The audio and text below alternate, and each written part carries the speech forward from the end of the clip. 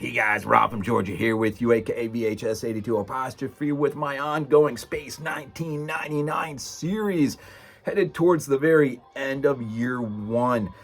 Got this episode, Dragon's Domain and the one to follow, Testament Arcadia, right? Yeah, and that's it for year one. Take a little siesta, wait a little bit, get ready, gear up, and then dive into year two, which will be a really new experience for me, because like I've said before in the past, before I decided to do this series via YouTube, I had already pretty much seen, or for the first time, through all of year one. So really, this series has been a means of me going back through episode one all the way through, but just in a much more detailed way, I guess, right? So year two is really going to be amazing to me, because a lot of it is going to be so new and fresh, right?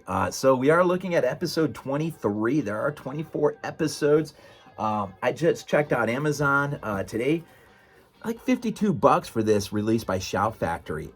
If you haven't got this yet, and this is something that interests you, $52. Let me just say that's a lot cheaper than what I paid for it. And it was a Christmas gift, but still, for my wife. This is an absolutely incredible release that Shout Factory did. And Kenneth Muir's book, Exploring Space 1999, as a reference guide to this show, is also outstanding. And so I highly, highly suggest that if this is something that you really want to dive into, do it the right way, man. And check out my videos, right, occasionally. So anyways, $52 on Amazon. Dragon's Domain, man. This was first released October 23rd, 1975. It's another one by Charles Crichton. And this one, guess one, I'm going to butcher his name, but man, we got an Italian in the house. And if you know anything about me, man, I love my Italian horror, man. Lucio Fulci lived. Just saw the Beyond on the big screen the other day. Fantastic, right? Giarko, I want to say. Anyways, Tony Cellini.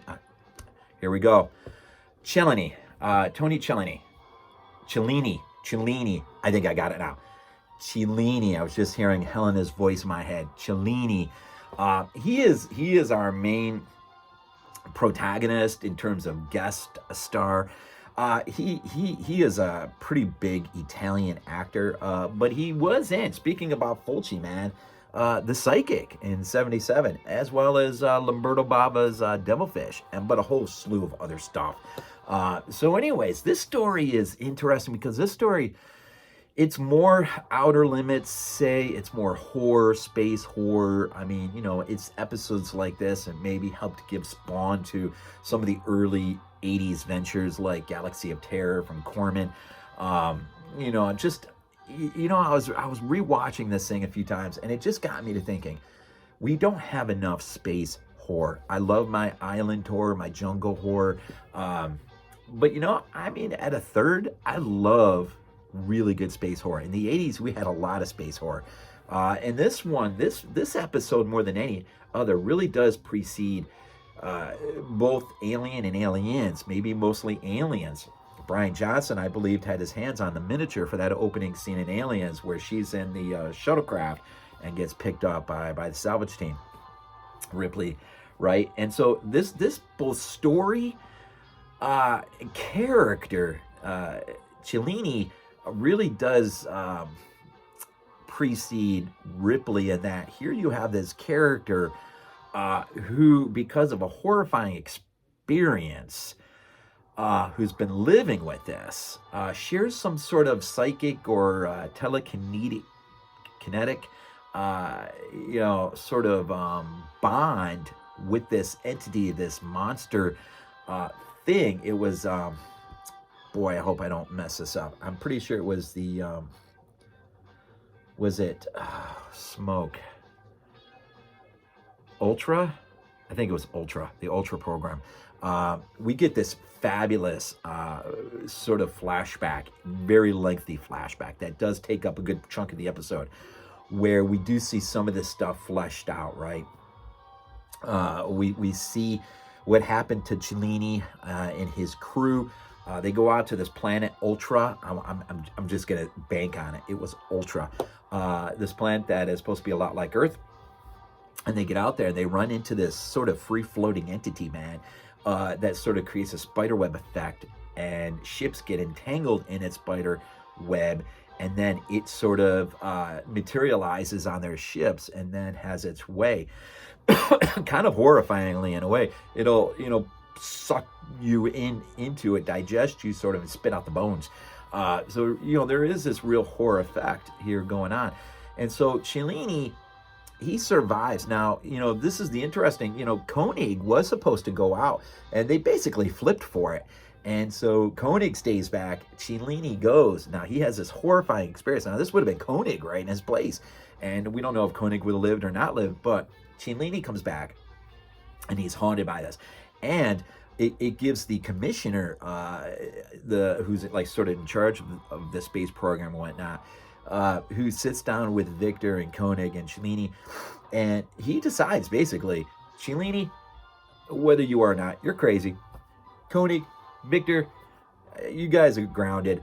I just, the space program's too important to believe in monsters and all that stuff, right? And so you get this fabulous scene with Helena, who basically goes to, I'll say almost interrogate, but she goes to see Cellini in the hospital. And you know what it reminded me of?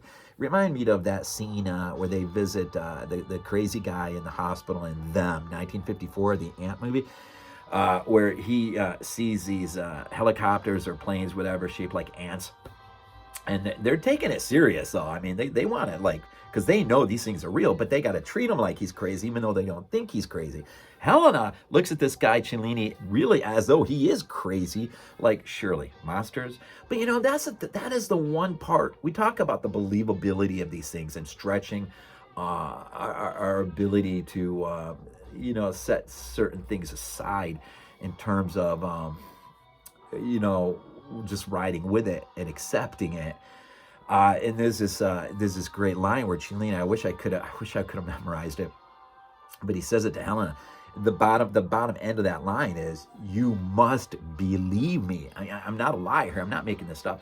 But the idea here that, we are talking about deep space. We are talking about areas completely unexplored. There are monsters on our own planet. Why would we not at least give a moment's thought that there potentially could be monsters out there? That's why I love space horror, man. Like, Galaxy of Terror and it was a Creature, and of course you go back, man, right? Forbidden Planet or whatnot, Angry Red Planet, Dark Moon. We don't get enough. Space horror. So, a lot of flashback material, dialogue, and just sort of understanding Cellini and understanding, the baggage, much like Ripley. Now, here's the difference, man. Cellini can't wait to get back out there and face this thing. Ripley, of course, we know does not want to, right? She's got to be dragged really against her will. She's sort of forced into it. Cellini waits, man, and his opportunity comes because now, flash forward, the moon is, out there in the, in the solar system floating around. And wouldn't you know it, they've come into contact with this floating mass of ships, this sea of ships. And Koenig, of course, is the one who've always believed or gave the benefit of the doubt to Cellini. Victor is sort of like, whatever. He's on whatever side is most convenient, I guess. So right there, man, Koenig's like, this is an opportunity for Cellini to finally face this thing, and the world will see just how right he was. Opportunity of sorts, right? Well, Cellini, Koenig's going to take a craft up there to scope things out. Cellini obviously goes along with, but Cellini will basically jump ahead of them. He'll steal the Eagle. In fact, I didn't mention at the beginning of the episode, there's a scene involving Cellini at the opening moments of the episode where Cellini sort of telekinetically, there's this like a bond, man, between this thing and it. And he believes this thing is calling to him. So he tries to steal Eagle. Well, he gets caught, right? And that's when we sort of roll into the flashback material and all that stuff. So now flash forward, we're back out ahead now. Cellini steals an Eagle. goes out to deal with this thing himself. It doesn't take long for Koenig and the others to finally catch up with him. And when they do, they find Cellini is in a battle with this thing, this monster. Maybe I'll just leave it there. And Koenig gets to visually see with his own eyes that, in fact, Cellini was more than telling the truth. And so he's validated in his mind and everyone else's mind. And Helena is the one who, by the end, she's still like left out on this, like, what? How this thing, and that's the thing about this monster is human the computers and stuff on the ships could not even pick up its existence. So this thing is like lays like way under radar, right? And so it, you know, it sort of hangs out there, and that's how it catches these ships in its web. They just don't know it's there. And once it's caught in a web, this web that you can't see, then this thing materializes in your ship and then eats everyone. And it's got a good thing going on. And so you know, well, I'm almost going to spoil the very end. You really need to see it, man. This is a great episode, and if you ever want to see something, I'm not going to just like lay out the whole end, but if you ever want to see something that really does precede something pretty nifty, like in terms of aliens story, and you don't have I'm sure you can stream it somewhere. I'm sure it's there somewhere, even if you have to spend the measly $1.99 to see the one episode. If you're a really huge fan of aliens and you want to see a nifty little thing that sort of precedes that in terms of concept, then yeah, you gotta scope it out, right? So yeah. Oh, one more thing before I cut this out. This is the episode. We're like second to last, right, of year one, and Helena in the beginning does make mention that they are currently 877 days post being blown out of Earth's orbit. So you know, this is what, about 2.5 years or whatever, heading towards 3 years. And so so it's a nifty episode because you get to go back and spend some time with these characters and who they were before the disaster. You kind of get a time frame where things are at, which is, you know, how these things were released on TV. It's tough because they basically just picked and choose whatever episode they wanted, and then they just sort of throw it out there. So there's no real continuity from show to show to show to show. It's just how it was. And so this is a neat episode that sort of gives you a little bit more background in terms of characters, the space program, some of the other missions that were going on at the time or pre-disaster. And so it's kind of neat for that too as well. So anyways, here in episode 23, heading towards the finality of year one in my series looking at Space 1999.